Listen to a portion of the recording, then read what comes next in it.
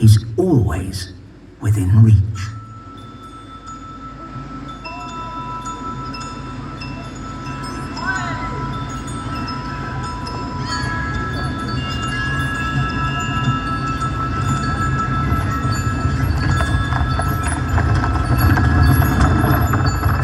Once upon a time, many moons ago, it was nearly Christmas Day.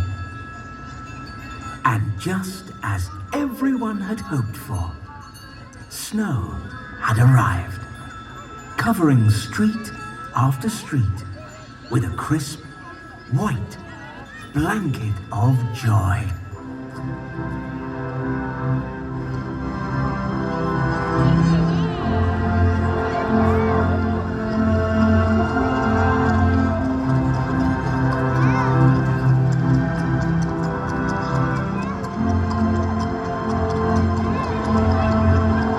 Gas-filled street lamps gave off a warm orange glow.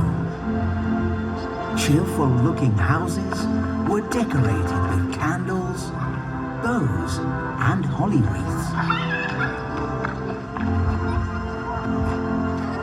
The sound of children's giggles could be heard as they made snowmen and threw snowballs at one another.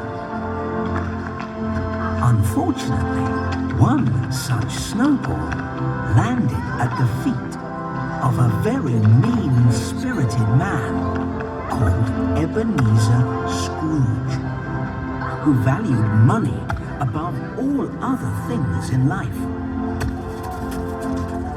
"Clear off!" he shouted as he made his way to his counting house, waving his fist as he did so. "I hate Christmas," he growled.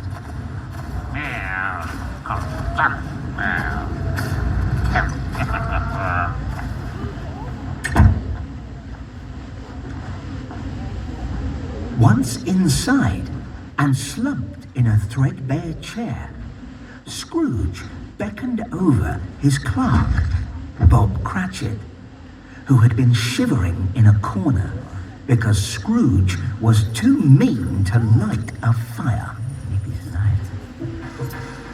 Together, as they did most nights, they began counting a vast amount of gold coins collected from those who could ill afford to hand them over.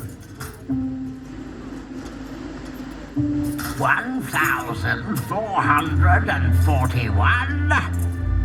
1,442, 1,443. Yes, yes, yes! Scrooge counted with glee. Lovely money, all for me. La la la! He sang and cackled. "Is that not enough, sir?" asked Bob. "Can't we share it with the poor?" "Ah!" Scrooge snorted. "Not on your life. You can never have enough money, young Cratchit. And as I always say, what's mine is mine. And what's theirs is mine too." Bob shook his head and muttered, "Man really is the cruelest animal." Without prior notice, Fred, Scrooge's jovial nephew, arrived, waving an invitation around to his annual Christmas party. And just outside the window, a choir sang jovial Christmas carols. Together, these things irritated Scrooge terribly. All this Christmas nonsense and goodwill to all men, it's a load of rubbish. Anyone who celebrates Christmas should be shot out of a cannon with their backside on fire, he barked. "Do you know what I say?" he continued, throwing open the window as he did so. "Bah humbug! Bah humbug! Bah humbug!" he screamed nose to nose with a little girl in the choir, who promptly burst into tears. Now clear off, the lot of you. That includes you, Fred, and this so-called choir. My cat can hold a tune better than you, bunch of amateurs, and she's buried in the back garden. Ah! And with that, he slammed the window shut, relishing the quiet of no one annoying him. That is, except for Bob Cratchit, who hovered in the background, and whom Scrooge expected to be at his beck and call at all times. Bob did so without complaining, because, even though he earned very little, it was just about enough to support his wife and 6 children. Martha and Peter, his industrious eldest, his humorous daughter Belinda, the 2 youngest, and Tim, or Tiny Tim, as he was affectionately called, because he was so small and sickly. But as the clock struck midnight, Bob nervously asked to leave so that he could get home in time for Christmas morning. With an irritated sigh, Scrooge agreed, and together they wrapped up warmly and headed out into the night. Bob to his loving family, and Scrooge, well, to no one.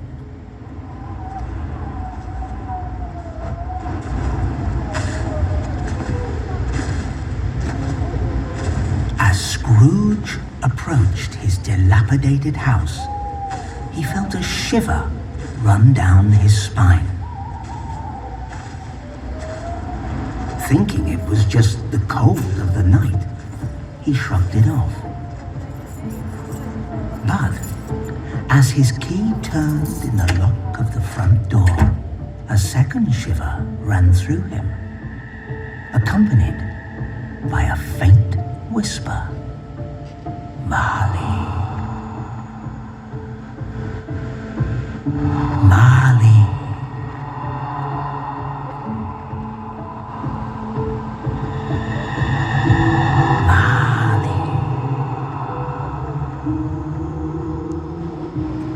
This familiar name made Scrooge spin around and search in the darkness for where the whisper was coming from.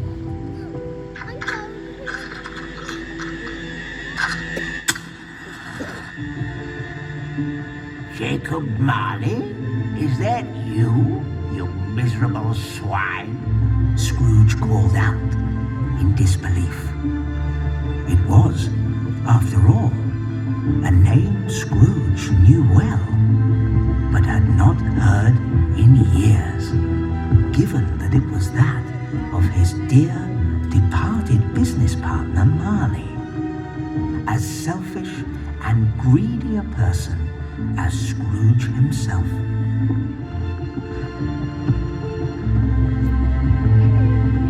Unnerved, but hungry, Scrooge lit a solitary candle and made his way to the kitchen, fixing himself a sparse supper of dried bread and mouldy cheese.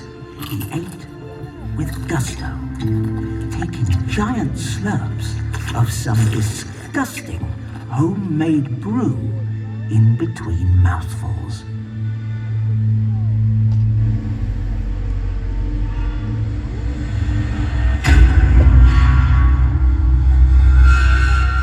Tusk, Scrooge. Your table manners have not improved, Came the voice of Marley, whose ghostly presence suddenly came into view. His clothes, once pristine, were now torn and filthy. His hair, once neatly trimmed, was now dirty and unkempt, and his skin was blotchy and pale. And most disturbingly, Marley proceeded to tell Scrooge that as punishment for his own cruelty to others when alive, his spirit had been condemned to wander the earth in chains.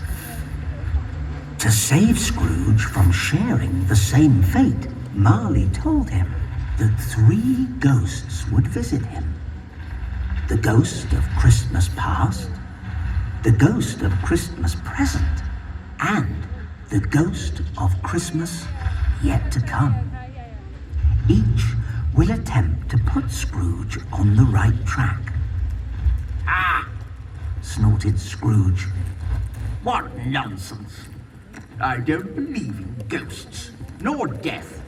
I'll outlive all of you pea-brains. Nothing can stop Ebenezer Scrooge. Nothing. Shaking his head in despair, Marley disappeared into thin air. And Scrooge, suddenly very tired, fell into a deep sleep as the solitary candle burned down to its wick.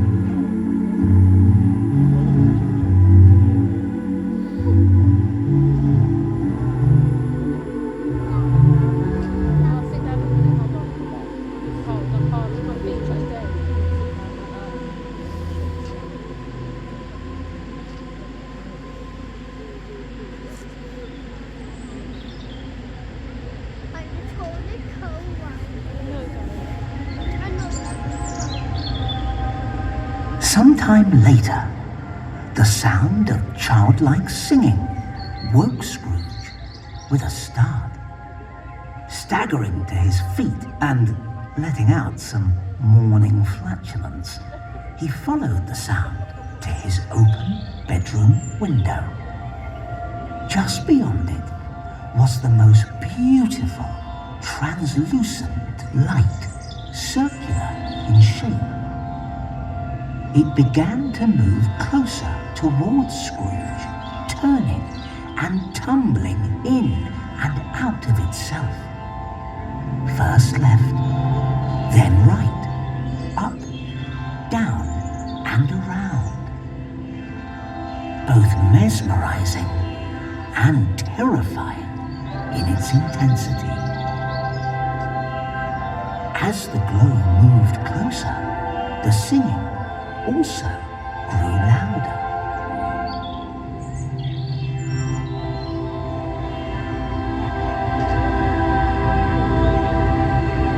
Then, out of the glow, emerged a childlike face with brightly colored eyes, flowing hair, and a calming, loving voice.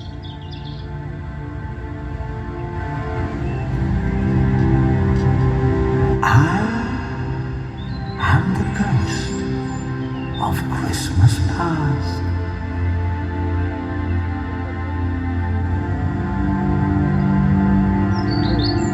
Taking Scrooge by the hand, the ghost pulled him through the open window into the night. Together, as if flicking through a picture book, they experienced previous Christmases full of happier times. Firstly, there was Scrooge as a young apprentice, making wooden tops.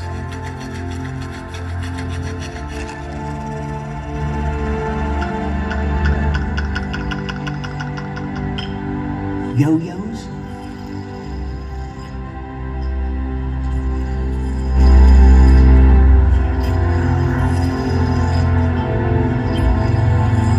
and toy soldiers for Fezziwig the shopkeeper, a kind, encouraging father figure to him.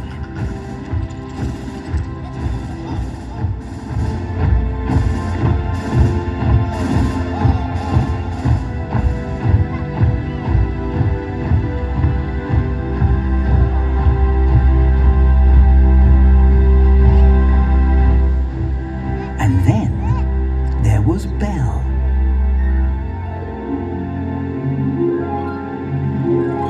His first love. Their first meeting. Their courtship.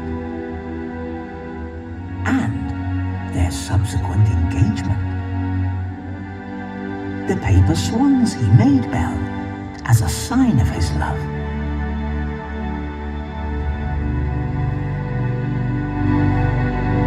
The love poems he wrote Belle always signed off with their initials. B and E in purple ink and encircled in a heart shape.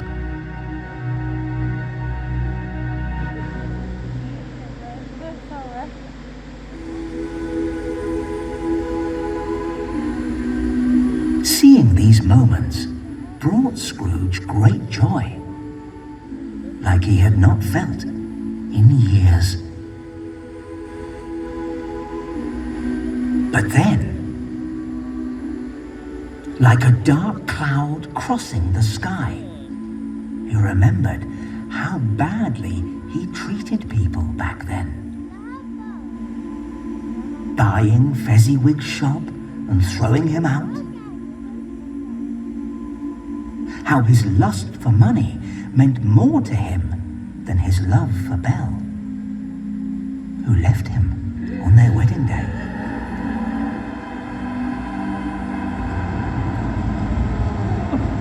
Moved to tears, Scrooge fell into a spiral of despair, tumbling through time and space until he landed back in his bed with a thud.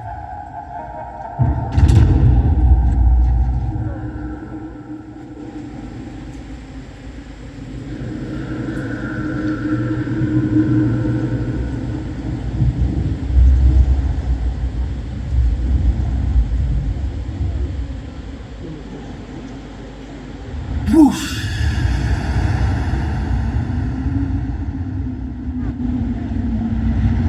A gust of wind blew through Scrooge's house, and with it came hundreds of bright green leaves of every description, twirling and dancing and flapping until finally forming into a majestic, bearded giant of a man with a voice as deep as the ocean.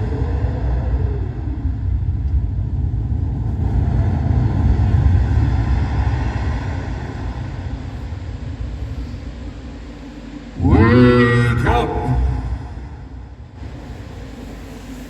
Ebenezer Scrooge! Boomed the bearded giant. For I am the ghost of Christmas present.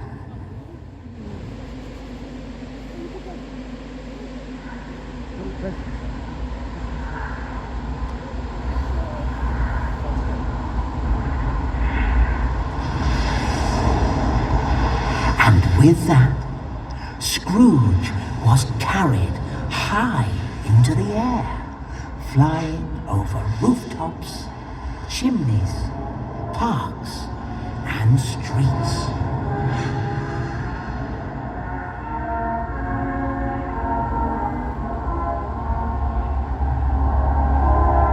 Until he was abruptly dropped into the sparsely furnished Cratchit family home. Once again, invisible to all, Scrooge watched Bob Cratchit, his wife, and their children prepare for Christmas. Martha and Peter were putting up paper bunting. Belinda was sweeping out the fireplace, and the two youngest were pinning mistletoe to a door frame. All, that is, except a small boy with a walking stick, who wheezed as he hobbled around, too weak to get too involved, but smiling brightly nonetheless.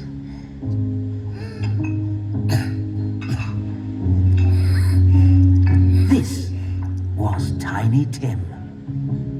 Oh, Pa, this is the best Christmas ever, his little voice chirped.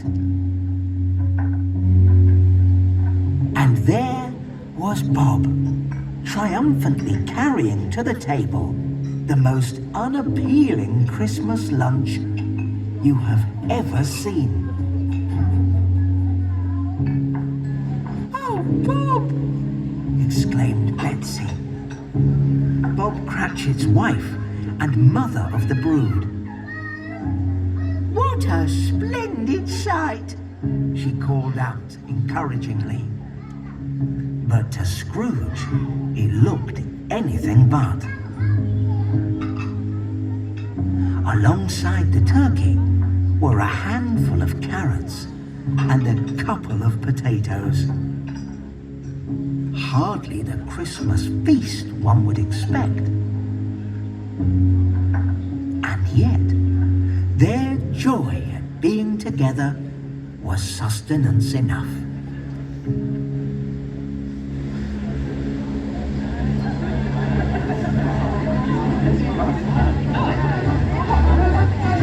Scrooge then found himself at his nephew's house, where Fred was hosting a Christmas party full of music, laughter, and song, a gathering where all were welcome. "Do you think he'll come?" asked Fred. Who? Replied a reveller. "My Uncle Ebenezer. I do love him," Fred whispered under his breath. This moved Scrooge greatly. So much so that he shouted, I'm here, Fred. Look, look. but of course, Fred could not see or hear him. The ghost of Christmas present began to laugh at Scrooge, long and loudly.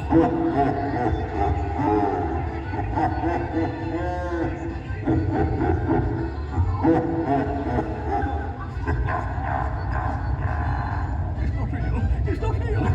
Surely.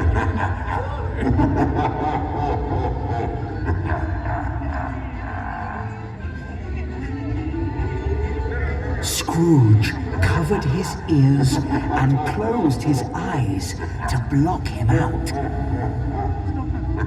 And then all went silent.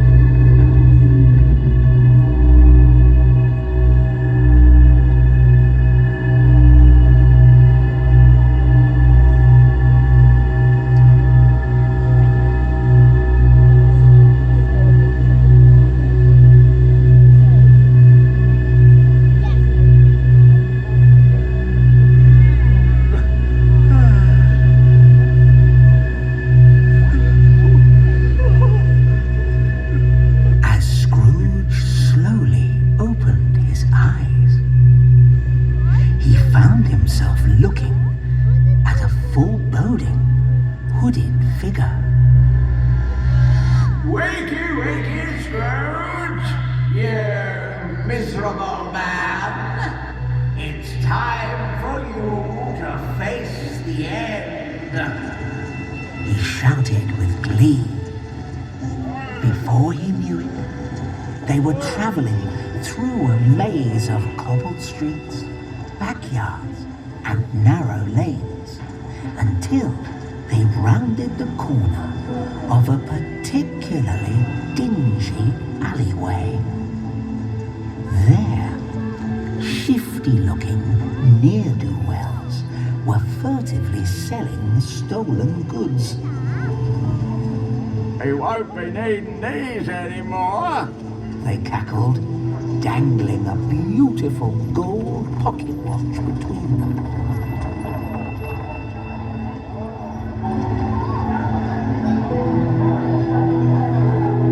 In a tavern across the street, a group of jovial men and women were marking the death of an unknown man. Good riddance! Good riddance! They exclaimed. Clinking tankards, they expressed their relief at his passing, and thus the clearing of their debts.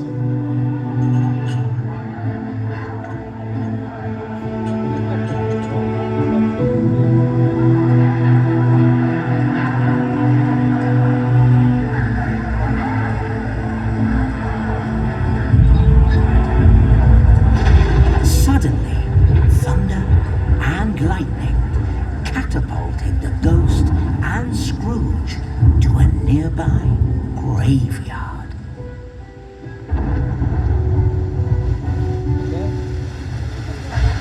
Two solitary figures stood side by side, heads bowed, deep in grief. They were Scrooge's nephew Fred and the kindly Bob Cratchit.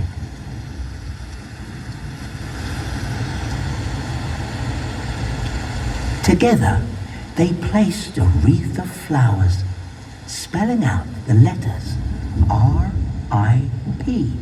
on top of an inexpensive wooden coffin. And as Scrooge moved closer, he could just see his own name engraved on the coffin lid. No, no, it can't be me, he whispered in panic. I can't be dead. No, no, no. Shocked and frightened, Scrooge began to renounce his ways, pleading with the ghost for help to make up for the sins of the past. I will change. I will change, he proclaimed. I will open my heart. I will be generous in thought and deed. Please, please, just one more chance. I beg you, please. But before the ghost of Christmas Presley could respond, the thunder and lightning intensified, building and building until blackness.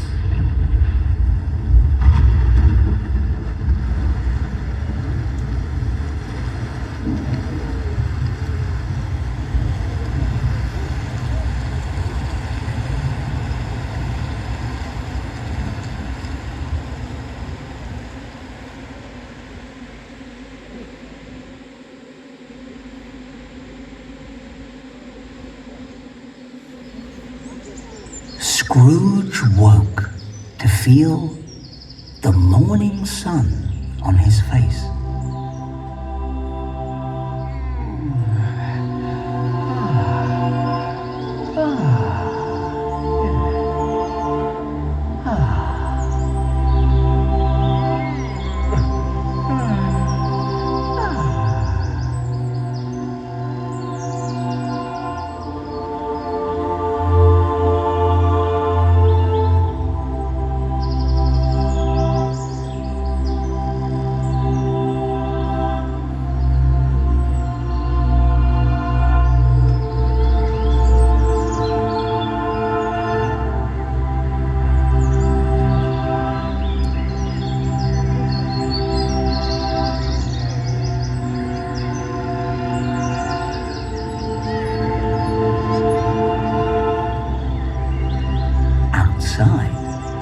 The snow had begun to melt, and the streets were full of people carrying armfuls of presents and cheerfully wishing each other a Merry Christmas as they passed by.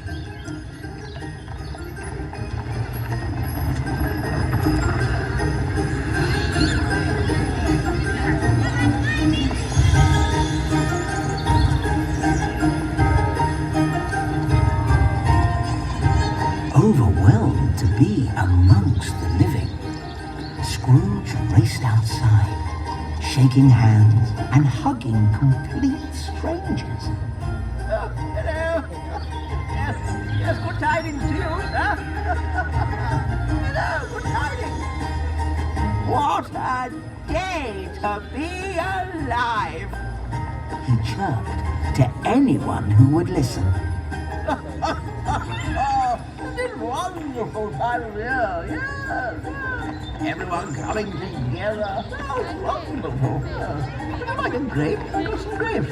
And then he began to make good on his promise to change for the better. Firstly, he made his way to Bob Cratchit's house to deliver the biggest turkey you've ever seen, along with all the trimmings. Merry Christmas, dear fellow. Merry Christmas, one and all. Hello, are these two yours? Oh, they're wonderful. Very sweet. And dozens of presents for the whole family. You made anything nice for Christmas? Did you? How wonderful. What a yo-yo. Oh, Why, Mr. Scrooge, are you okay? Inquired Bob. never better, dear boy. Never better. Replied Scrooge, before promptly kissing him on the forehead and bending down to ruffle the hair of Tiny Tim, who hugged Scrooge in return, trilling, "Thank you, thank you, thank you," as he did so.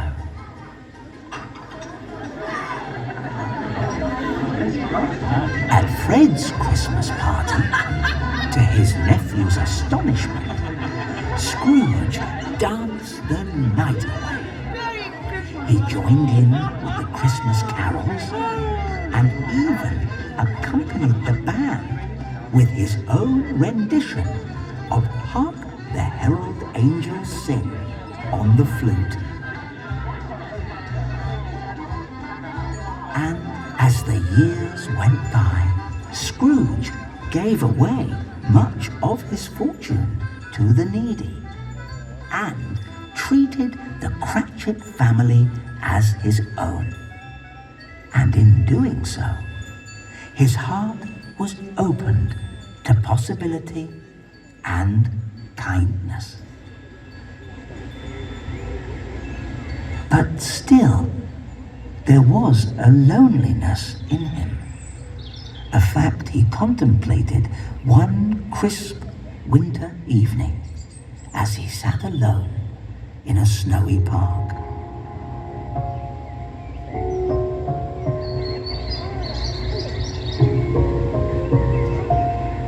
Scrooge?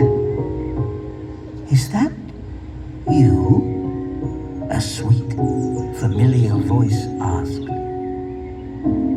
Belle? Replied Scrooge. Can it be?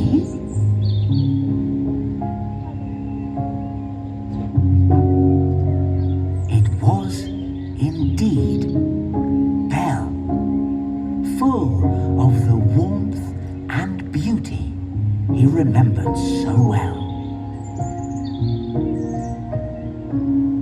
Merry Christmas, Scrooge, she replied. Merry Christmas, Belle. Merry Christmas, everyone. Scrooge cried out with joy.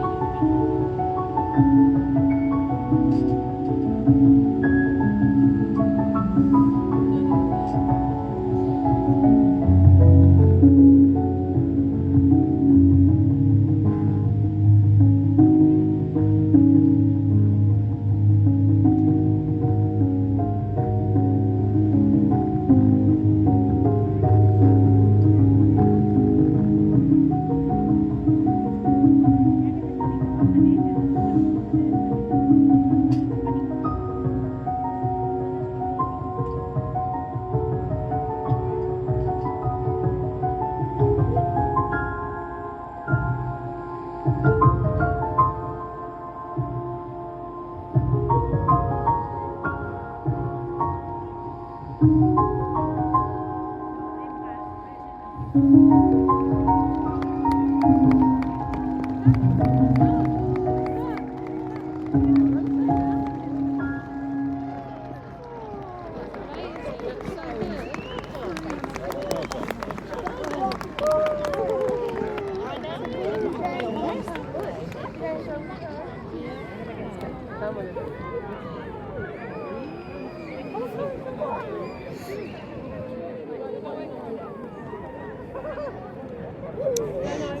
not